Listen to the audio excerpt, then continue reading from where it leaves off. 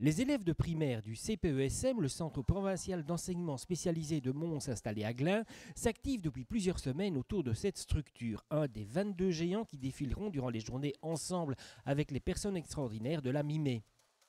Ce jour-là, c'est à la fois peinture et renforcement de la structure avec du papier mâché. Tout se fait dans le calme, il est vrai que ces enfants sont rodés et bien rodés.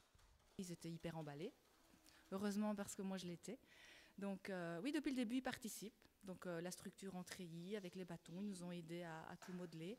Et comme vous pouvez le voir, on voit qu'ils ont l'habitude, papier mâché, peinture, voilà. Sur cette structure qui s'affine, on a voulu rappeler toutes les formes de handicap dont on s'occupe au CPESM.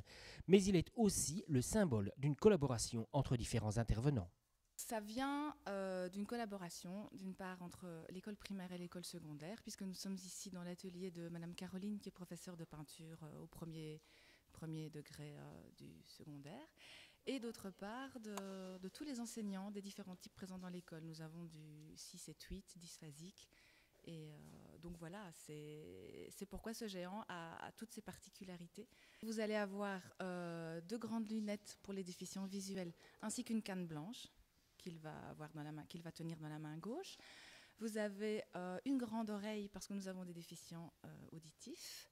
Vous avez également la main droite qui fait un signe I love you, qui est l'emblème de la communauté sourde. Sur le t-shirt, il va avoir un grand dragon représentant le doudou, puisque nous sommes de la région de Mons, donc c'est pour représenter la région de Mons.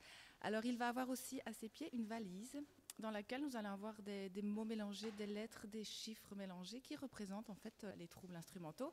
Et vous aurez aussi un chapeau qui sera ouvert, duquel va sortir tous des phylactères pensés pour caractériser les troubles dysphasiques. À voir le samedi 13 mai à Marcinelle.